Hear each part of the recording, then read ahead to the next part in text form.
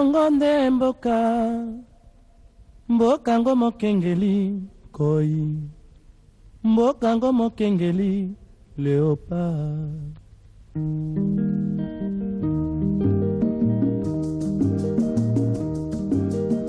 Tofungwani misolelo, tomoni bozo banyoso tosali. Boya kobongisa Congo aveni, ebongi tosala, moto nyonso ata. Aujourd'hui, je vous assure, nous allons apporter maintenant l'indépendance. Bienvenue dans ce nouveau numéro de votre émission Écho du Conseil national de la transition, une émission à caractère politique qui vous informe de toutes les résolutions et des recommandations prises au finissage des travaux de la conférence nationale souveraine. La présentation de la liste à la candidature à la députation nationale, la situation sécuritaire en République démocratique du Congo et d'autres sujets d'actualité ont fait l'objet dans cet entretien que nous avons eu avec le ministre général du Front de libération nationale du Congo, son Excellence Jean-Claude Mavitidi. Et suivez et on se retrouve juste après. Tomoni bozo banyoso tosali, boya kobongisa Congo aveni, ebongi tosala, moto nyonso ata. Bonjour Excellence. Bonjour. Est-ce que vous pouvez vous présenter pour nos téléspectateurs? Oui, merci beaucoup. Je suis Monsieur Mavitidi Lukebakio Jean-Claude. Au sein du parti, je suis le ministre général de la jeunesse, le responsable national de la jeunesse. Monsieur le ministre général de la jeunesse du Fonds de libération nationale du Congo, êtes-vous satisfait de la liste des candidats à la députation nationale publiée par la CENI? Oh, bien sûr que non. C'est un échec cuisant parce que les conditions imposées par la CENI ont vraiment dépassé la capacité des partis politiques. De nombreux partis politiques auraient bien voulu participer, mais vu que les conditions étaient inhumaines, ils n'ont pas pu et ils sont dans le regret. Alors, lorsque vous organisez un processus électoral dont la majorité est dans le regret, c'est déjà un échec. Alors, comment analysez-vous les élections de 2023? Mais nous sentons déjà le conflit. Je me rappelle le vieux sage, son Excellence Kapendeli Kanimbu, avait déjà prévu tout cela. Étant sage, le seul qui est resté, il avait préféré que nous puissions passer par une transition. Dans quel but? C'est pour essayer un peu de planifier le chemin, éviter tous les conflits qui peuvent venir après. Mais malheureusement, les gens n'ont pas compris, comme il en est ainsi. Et nous sommes prêts, nous voulons partir aux élections, mais nous savons que ce sont des élections chaotiques. Je me rappelle le président de la République lui-même, son Excellence Fachi, il avait bien dit dans le journal officiel dont il est l'auteur, si je peux dire, que les élections de 2023 seront encore plus chaotiques, pire que celles de 2018. Alors s'il le sait, pourquoi le gouvernement insiste à ce qu'il y ait élection? Comme ils n'ont pas voulu écouter les sages Kapendeli Kanimbu, nous irons, nous partirons. Mais nous savons que c'est regrettable.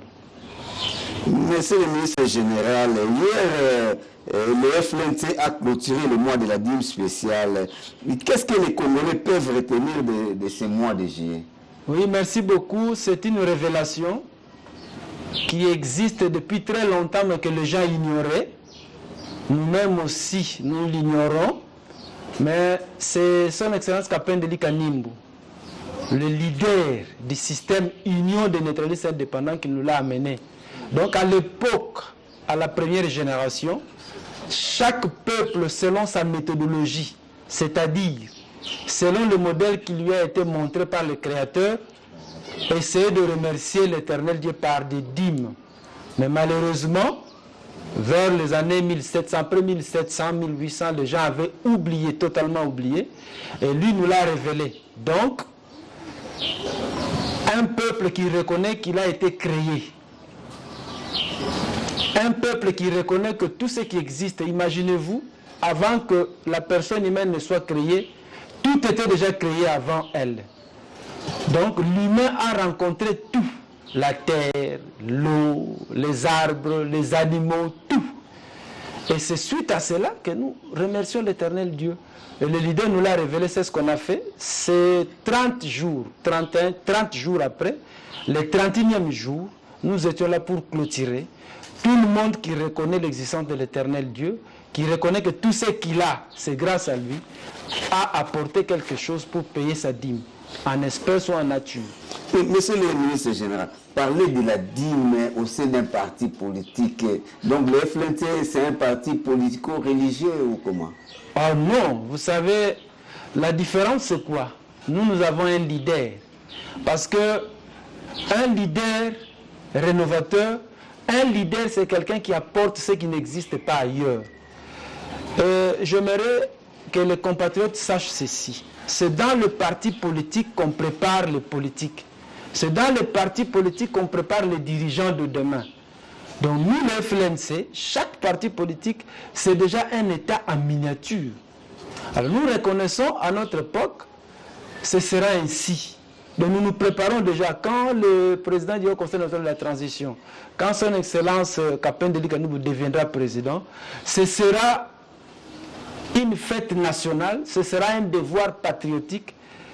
Tous les Congolais à son époque apporteront leur dîme au mois de juillet, comme ça a été recommandé par l'Éternel Dieu. Parce que nous, dans le système qui est le nôtre, nous mettons l'Éternel Dieu en première position. Donc ce n'est pas étonnant. Nous avons un leader et nous nous préparons pour gouverner. Ce que nous ferons demain, nous le préparons déjà aujourd'hui.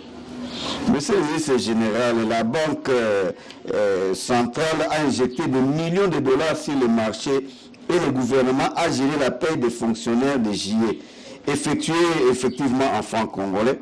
Comment va alors se comporter le marché parallèle après le versement des salaires des agents publics?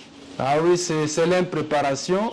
Nous sentons que ce sont des histoires imaginées de toutes pièces pour essayer de pallier à une situation, mais ce n'est pas vraiment une solution. C'est une situation, c'est une solution palliative, mais il n'y a pas un remède là-dessus. Rien n'est nouveau sous les cieux. Hein. C'est quelque chose qui se passe déjà.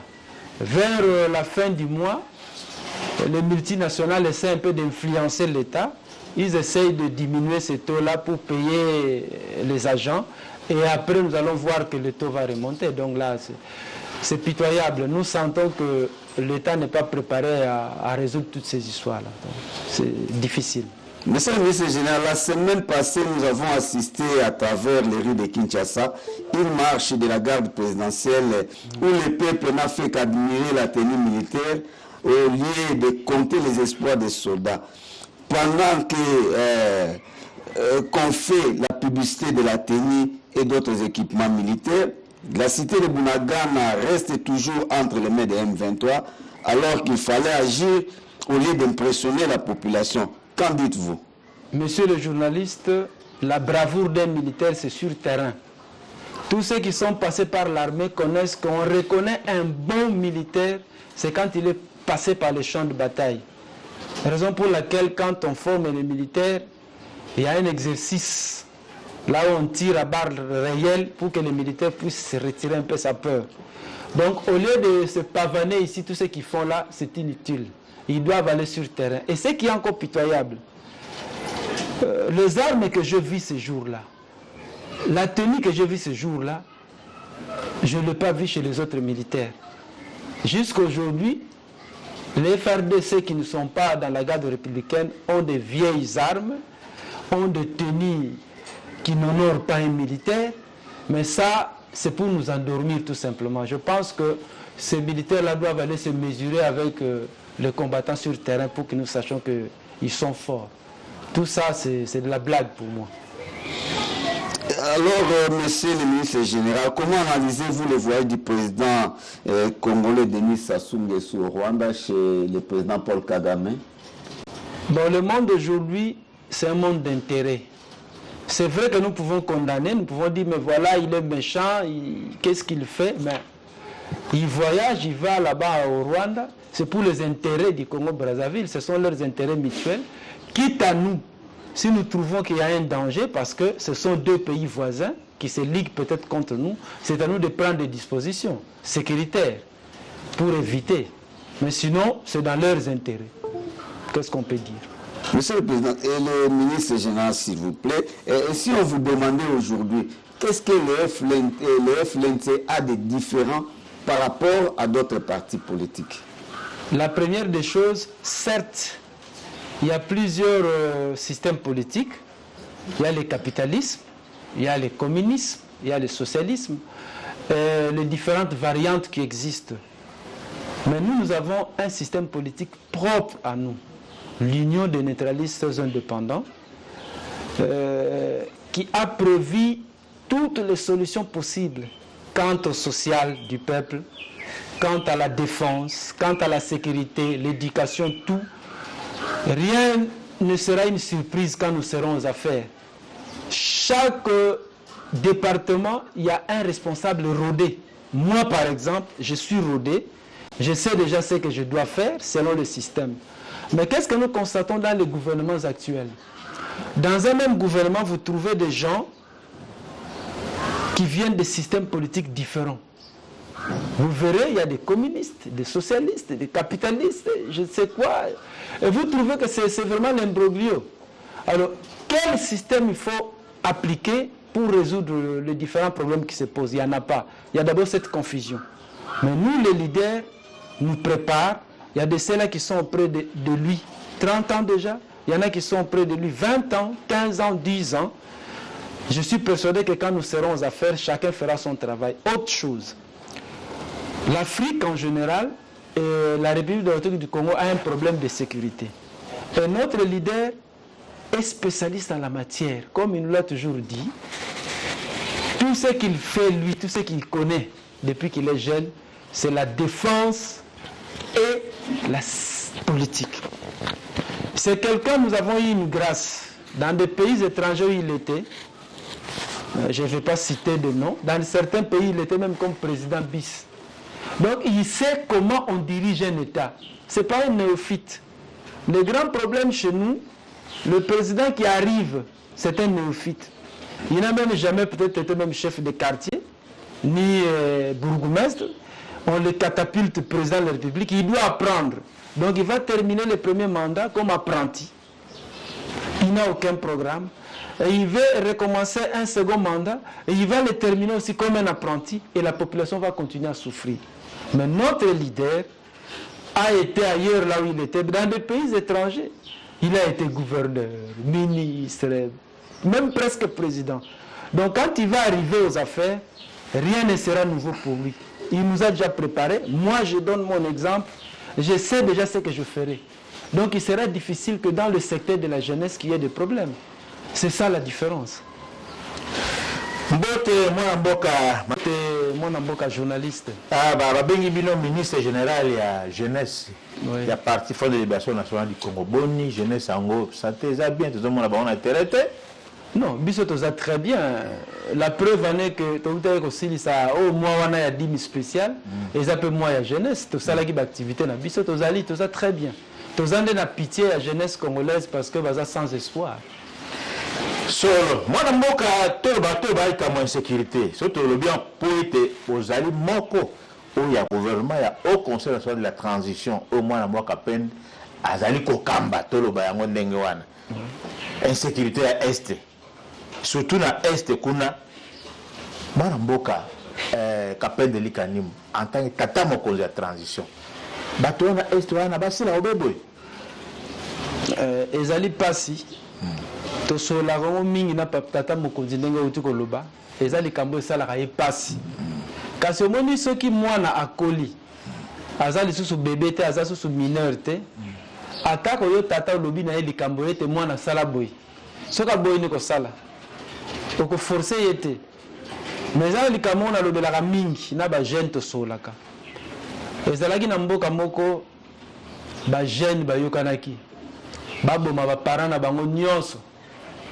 po ete bango batikala korenie bango basala do barenie mpenza sans baparent mais ezali na jeune moko azalaki mayele abombaki mpaka na ye lelo ni esalemaki nde toomona lelo baopota na bango solution eza te ça ne va pas nguma akangi mokonzi oyo bango baponaki lolenge tomoni bamusu bakangami na bamakambo.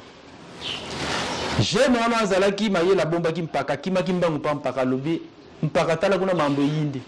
Tango ayaki apesaki solution moko ya mukie. Abi bozwa ba mwa soso bokata ye kingo. Tango azoko sala ba geste nguma kotika mukonzi na bino akokendebe kolanda soso wana. Solution ezwamaki. Donc président au Conseil national de la transition azali prêt. Ceux qui vont consulter en tant que mpaka repé ça va solution. Mais ceux qui vont associer été repé ça va solution ndengeni. Mais moi na mboka pour nous kassu ba associer ndengeni. Il est déjà programmé tata il y a au Conseil national de la transition. Oui. Il y a le bac il est déjà azali pour combattre transition en mboko. Bien sûr. Bon ba solliciter sur ndengeni. Non à Kambi mais il y a un président élu à Zawana. Donc, tu as un président au Conseil national de la transition et un président élu à Zawana, président Tshisekedi. Et Sengeli Bangoumi Balé, Basolo. Et Sengeli Bangoumi Balé, dans la même idée, dans la même diapason. Mpaka ya au Conseil Azali Mpaka. Mpaka oué la raté. Mpaka yebi ke soki na weli sikoyo. Na repesa lisese moko na mboka moko.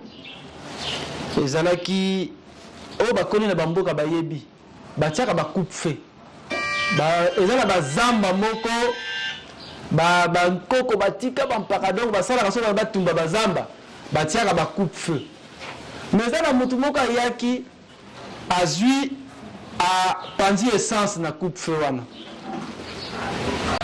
soko pelisi moto mago tie coupe feu essence ko traverser oui ou non ko traverser siko mpaka moko ya mboka bayebisi ke tala meza ko bato bayaki babwaka ki essence après balobi na moi pelisa moto soko za mpaka pena solo ko pelisa moto te nde mpaka au conseil yango ali ko wela na bana na yete mais suka na yango na zolo bango bien suka na yango baroya ko luka yepe solution ko zoma na mboko solo ba luka yepe solution ko zoma na mboko mona mboka totalité na est avant toujours bakali kamba insécurité ba groupe ya mampinga etondi ya bapaya na FARDC paza kuna siko nani azokamba bitonga ba union sowana union seza kuna basodo baza kuna nani azokamba bango.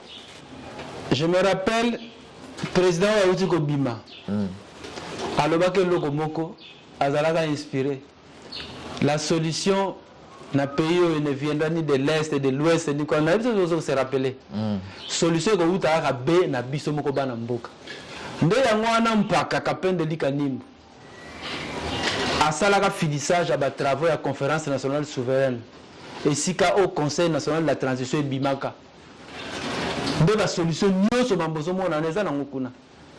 C'est un grand spécialiste en défense et en sécurité et là il est comme que solution ezanango soki kaka baza kuna balingi yango dans une semaine on va exterminer les oleka na est kuna omoni mboka na biso ezali pour aux d'or ezali mboka o ezali ko ebimisa maki ya or mokili mobimba banda ba voisin na biso bango to balingi ka mboka na biso tita ngozo mona mutalobi ke na yeko salisa yo ayena mampinga ayeli bentere mais yo mutozo kamba mboka foza mayele soko za mayele te bakokosa yo faute ezali bao bazoko kamba mwana mboka tomoni est kuna ezopotana mais biso na capitale danse musique surtout bino ba bilenge kobina baza ko nyoma na stade ba fête rolenga bao baza kuna na est baza bana Congo te to bana bino bilenge ministre général bino nde bakolo makambo wana nyos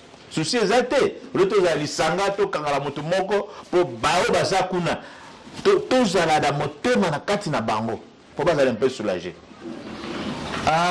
mboka bana na ute ko pesa lisese kaseza na bano baza mayele lokola biso tozo memia mpaka na biso na lolenge longo bani po toyebi ete mpaka zo ko mema ba solution ya solo eza pasi balobi lela na bao bazali ko lela sepela na bao bazali ko sepela ezalaka te awa pembeni feti kuna bato bazali ko lela mais mboka bana comprendre kaka to comprendre kaka bana mboka bazali na bino ministre général mwana mboka Jean Claude comprendre nasi na lobby clairement solution eza wana voilà solution ezali son excellence Kapende Likanimbo aza vivant aza na Vatican te aza soki wapi te aza wana tole ba ko tala ka na nkuku na oto benga na jargon na biso ba jena wa niko ko yana butu ko bomba mabaya na moi clairement ba sololi et ba trouver solution bala moko makambo na sili na est eza simple. Mwana mboka Jean-Claude, ministre général. Oui. Tout le monde, les Camboyo, et ça, moi, Pokoso, ma caméra m'a ponami. En 2018, ma machine, c'est ce gars qui ça. Mboulope et bandi na Est. 900 machines et zikinyos. Et ça, nine. Diable, wana, outia, donc, avec Balorana, RDC, boy, et ça, nine, boy, ça, les Camboyo. Bino ba jeune boyi makambo na malamu oyebi soki bozo sala likambo ete bozana liloba moko te eza passe son excellence Kapende Likanimbo notre leader ayebisa biso si vous restez unis le pouvoir n'ira jamais ailleurs alinko lobanini division ebendaka mambo ebele oh nyonso eza ba germe ya division. Vous avez dit que vous avez fait marche, vous avez fait meeting, vous avez contre, parce que vous avez une unité. Et si la unité est division est allée, et bien dans la faiblesse, force est allée, vous avez une unité est allée. Donc, vous avez une carte, vous avez une machine, vous avez une machine. Vous avez lobby kaka, et si la division est allée, réussite est allée. Le gars est divisé, mawa, et le gars est allé makunate. Il y a le malamu ezate solo mwana mboto landaki na bilili bandeko na biso bana mboka bazali na mboka bapaya précisément na Belgique bazali ko sangana mikolo bazali ko bongisa basala dialogue pour bamoni ke Congo ya bango ça ne va pas eloko zo tambola ezate Congo ekiti na se makambo nyonso mabe na Congo basala dialogue. Parce que nzela moko bazwi makanisi tata mokonzi mwana mboka Kapende Likanimbo oyo makanisi za nango ya kobenga bana Kongo bavanda basolola pote mboka tambra malamu bomoni likama dialogue na bango kuna ndenge nini obalingi bafungola mikolo oyo mwana mboka copina original ezalaka ndenge moko te ba informaticien bayebi ata osali scannage mais un informaticien de Renault soka taliba koyeba ke oyo ezali original oyo ezali scannage. Bana mboka bani ko récupérer ba biloko bango ba yebité to monaki ndeko moko asalaki au conseil de la réforme des institutions après avoir causé biloko yo biso au conseil national de la transition to pesa kié j'espère que vous comprendre la cité kombote ameki a copier asuki wapi copier simbakate baya nous sommes dans la légalité makambo ya biso tina cour constitutionnelle et yeban ebimiti na journal officiel. Balobi journal officiel. Et nous, quand on bimi na journal officiel, dans des pays qui se respectent, il faut bâtir en exécution. Le Haut Conseil national de la transition est là. Les résolutions qui ont été prises dans la conférence nationale souveraine, banda les années 90, na 2017, ezali. Dialogue, ça m'a bêté. Biso to loba qui en bien. Après CNS, après nous, ce dialogue est déjà prévu. Et après tout ça, les réconciliations. Donc, il y a awa. Makamona bazo na libanda, biso to litaka na mboka. Bango bazo ba makelele kuna libanda, ba ya aba ba okuta makambo ezali ya kitoko. Tata mokonzi na ba Congolais 1850 ba fandaka. Basi ba loba ba bongisa nyonso eza nango. Ezaka bonne foi ya ba dirigeant et puis te ko solution na mboka na biso. Ça ne sert à rien ko bandela ko copier au sali copier coller, ça ne tient pas et ça ne tiendra pas. So associé mpakate zéro tokozalaka boye kaka boye o mutu musicien ayemba toza ko rond point mwana mboka solo to landibino to tali makambo ya ba maponami oyo lelo soki maponami yango ezui échec na mboka oyo nani akozala coupable maponami ya 2023 2024 modèle ezoki pe tozomona ngo nyamo sikoyo bakotia mukumba likolo ya moto ya nani. C'est vrai que na lingaka adage était il n'y a pas de mauvaises troupes, il n'y a que de mauvais chefs. Parce qu'effectivement, il peut exister un très bon chef, mais qui a une mauvaise troupe, il va échouer. Na linga ngote me pona li kamboyo, ezo simba penza. Oui, M. Kadima azali. Mais nani yango yazo kamba M. Kadima. C'est le gouvernement qui organise les élections. Nani azamu konja gouvernement na sommet nani. Donc il y a un sommet. Et puis d'ailleurs, il somango alobaki bien clairement. Et te mapona miyo zo ya oyo. Et que ça la mabe koleka solo. Que les gars qui na 2018 oyo batie là qui est na pouvoir. Mais ce qu'on au moins déjà danger wana. Zo pas précaution. Ça a été au moins na mboto zo lo ba nyo surtout. To pesa ibidoko nyo sa zana ngona bureau na yi. Le ce qui est yindi. Ba congolais ba kolanda ye. Tout le monde qui a besoin de bazali pendant un mouvement moto makasi pona tokeka mapona 2018 ezaka boy la ba radio ba télévision tolingi ka élection tolingi élection mbulo pe ka ndenge moko kaka bango baganga ki année passée baleli sikoyo bazongi suko ganga wana omoni ko ganga ti moto azana nzala omoni je ba sala population batika population na nzala yango monaka population azoteka pouvoir na ye na 5000 francs na bouteille moko ya bière eza banko na bango basala siko tellement toza ba pauvre mutu nyonso azomona ke eloko ezofuta ezaka politique tika nga mpe na tia mutu bake bango nyonso na lingombo basala na boya kutu kosite kombo nango ntango esalemaka na ntango wana na les années 90 ezali kitoko oyebi ko lingombo wana union sacrée n'est-ce pas babebisi yango nde bake kota kuna bango nyonso tu bamusuku to baobe yango union secret c'est-à-dire bakoti kuna po balia kaka nde bawana bazotia pression alors tango tata mokonzi kapendeli kanimba tala bien ah bon ngana opesa bango solution bango bazoboya balingi bakimela nga bakene élection ngape na kota makambango yango moni na ngana zolo bawo naza candidat député na kota ki batala na liste kuna nazali et ceux qui va continuer tata mokonzi ko tiape muto ko zala candidat président de la République sikoto ko tala élection tata mokonzi kapendeli kanimbo akoti aleba tricher total bango tokotal tokotika lisusu te totika na 2006 totika na 2011 totiki na 2018 na sikoto boy mais moi na mboka na 2018 l'élection ça a été bakabata moto bache après ce bosandeka ba tiape moto na bango te yambalo tata mokonzi alobaki akotika lisusu te na tango na tika kina ye sikwa kotika te moi na mboka tokende pa tozonge pa tata mokonzi pa transition alobaki transition. La transition avec l'élection, finalement, ils ont une transition. À quand la transition? Transition, à vrai dire, depuis Kaka déjà cours constitutionnel, arrêt Bimaki na Titango et Bimina journal officiel, la transition est déjà là. Mais nous avons insisté. Tata Mokonzi azali mpaka. Ako wela na mwana te. Mwana soka koli il faut mwana azwa conscience soko moni mwana akoli me conscience ezoyate eza mawa esengeli mwana basolola na tata solution ezali yango tozoloba soki basololi na tata ta lobilika koyo to arrêter makambo wana ya ba élection ko yako mboma bato mais soki baboyi to kokota ngo wana zoloba ngana za deja candidat na kendeki naza kuna kombo na ezali mwana mboka tolandi na Niger coup d'état militaire pour que mobulu ya boy basoda bazwi ngbende bavandi solo wana okitana RDC au commentaire lobini na uteko lobaka RDC ezali une poule aux d'or mokili mobimba tala ka RDC eza makamba mawa tata mokonzi mpaka tellement mpaka akokota na mambo buzoba wana te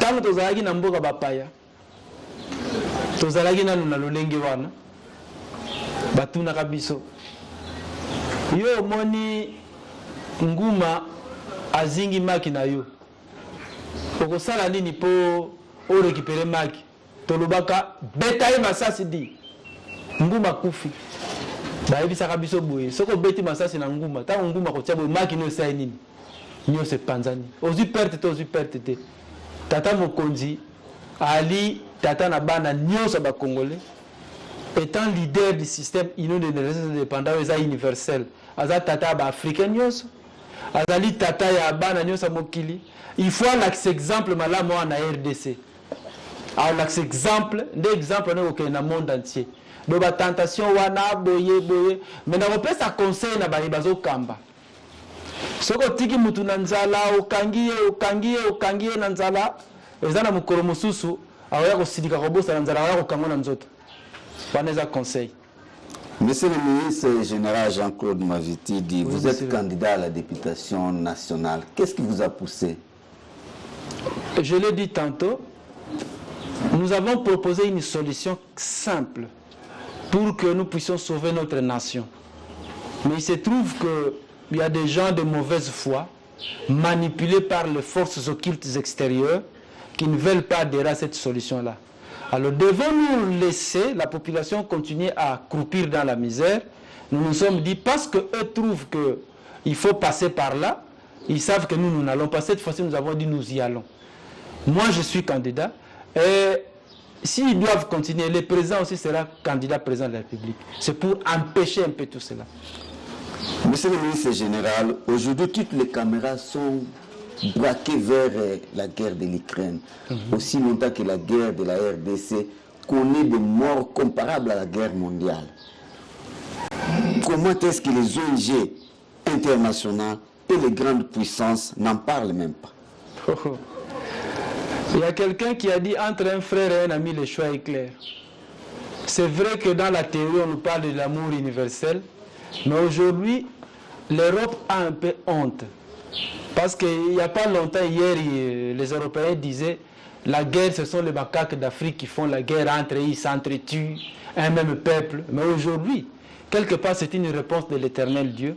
Maintenant, comme ils ont honte, ils veulent à tout prix essayer un peu d'éteindre la guerre. Mais moi, je me rappelle, son Excellence Kapende Kanimbo avait dit, cette guerre-là qui vient de commencer sera longue.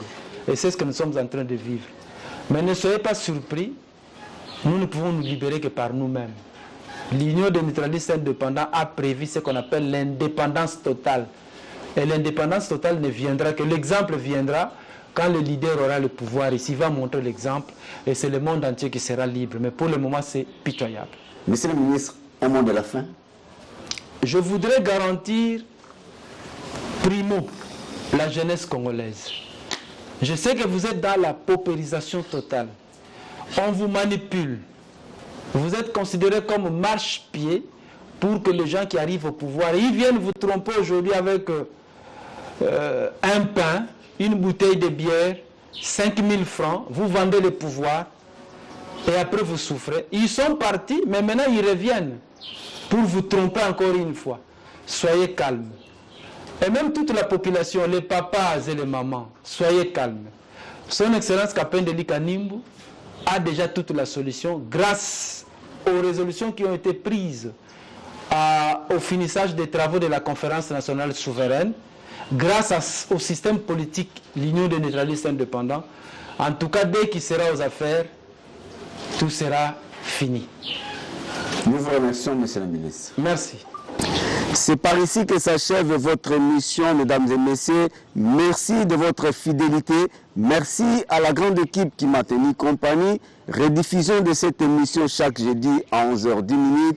Retrouvez-nous sur notre page YouTube Bilingues TV à mardi prochain pour un nouveau numéro. Portez-vous bien. Congo, Congo nde mboka, mboka ngo mokengeli koi, mboka ngo mokengeli léopard.